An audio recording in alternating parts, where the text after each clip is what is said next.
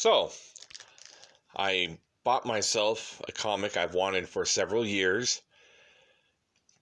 I got it for a really good price. This is Amazing Spider-Man issue 238 from March of 1983. It's CGC graded an 8.0 out of 10. And it's qualified.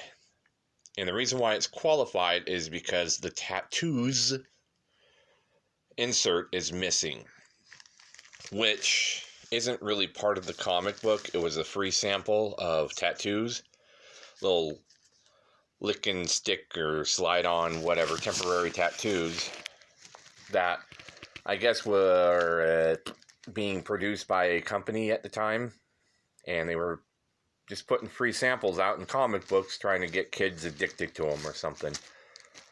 Back of the comic has a advertisement for Super Cobra, the Atari game. But one thing that I did do is because the tattooz, if this comic, because I paid right about $100 for this one graded. And when you think about the cost of having a comic graded, which is $30 on up to have a comic book graded, you start to think, well, there's other comics that were actually in the worse condition than this that people were and not graded, and they were asking more for. A couple of them were the Canadian variant, whatever, but it was just a good deal. But talking about these tattooz, they were also included in this comic book, the Fantastic Four. Now, the Fantastic Four issue here, the value is nowhere near the first appearance of the Hobgoblin. We're talking, I got this one shipped for $15. And shipping was actually $8 for this comic because the guy always ships everything. You can buy one comic or you can buy like 100 comics from him. It's always $8.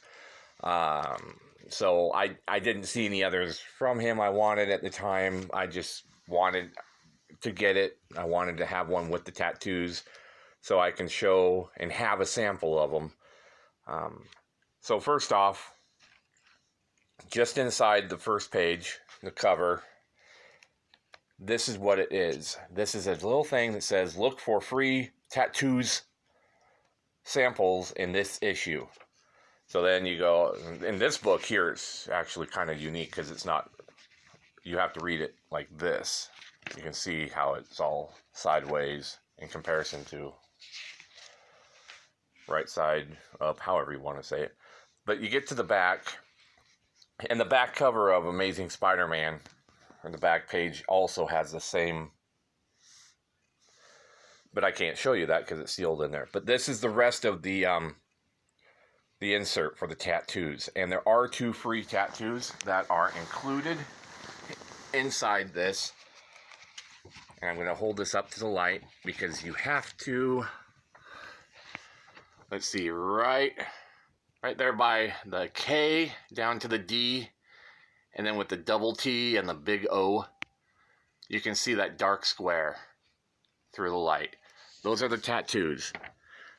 One is a strawberry and the other is a spider. They're exactly the same tattooz, the same ad. Everything about this insert is identical to the one that would have been in Amazing Spider-Man Hobgoblin.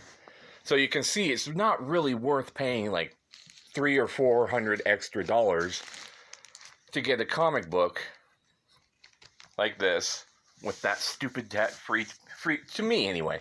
The perfect condition collector probably really wants it.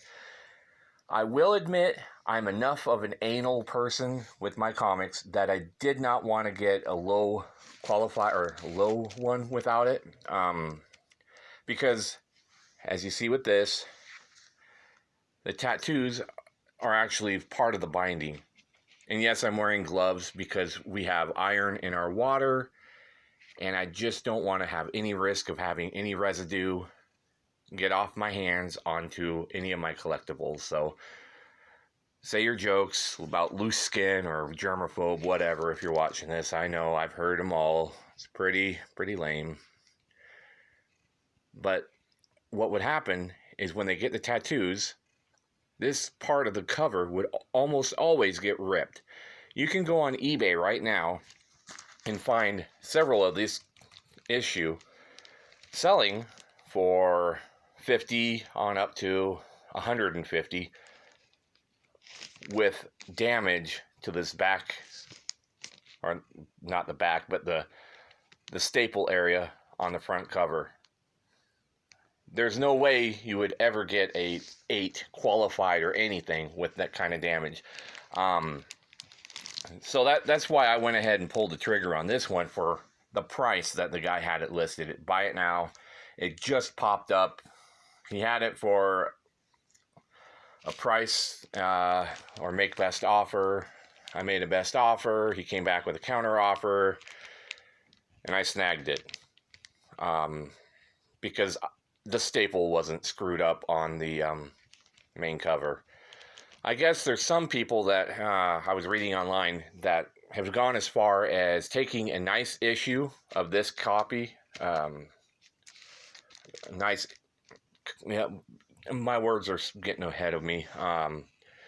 Taking a comic, this one, that doesn't have the tattoos, and then buying this comic and getting the tattoos out by ripping, or not ripping, but pulling the staple, and then carefully pulling the staple out of this, and then reinserting a staple. I suppose it's possible.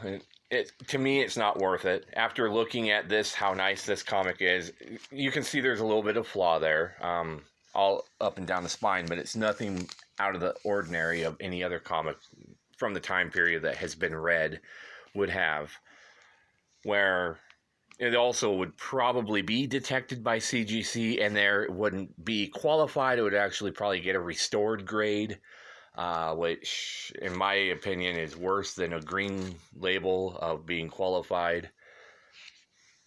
But it's actually pretty fun to have this issue finally, but at the same time have this issue so I can show what the tattoos that are missing look like and what they're talking about on this label. For anybody that, it's probably mostly for my own sanity, not to go like, oh no, I'm missing something, because at least now I can say, hey, you know what, this is missing it, but I got it in this. Just one of those collector quirky things. But okay, yeah, hope you learned something. I know I was having fun doing research and trying to figure out what the best route for me to do with my budget of not being extravagant spender on comics. But so I'm actually pretty happy. This was my birthday present for myself, and it's the first appearance of Hobgoblin, one of my favorite all-time villains. So, okay, you have a good one.